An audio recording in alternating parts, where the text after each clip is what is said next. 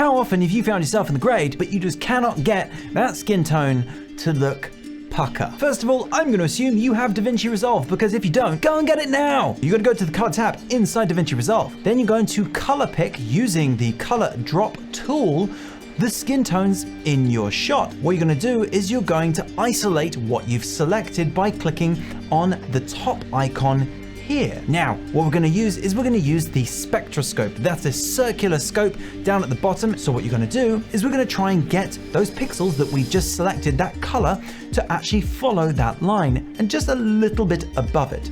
Once you've done that with just the midtones, don't tinker with the highlights or the shadows. Once you've got your colors moving along that line, you're then going to deselect the selection tool for our source window, and you'll now see your color corrected image. Add your standard S curve and saturation, and now you've got pucker skin tones.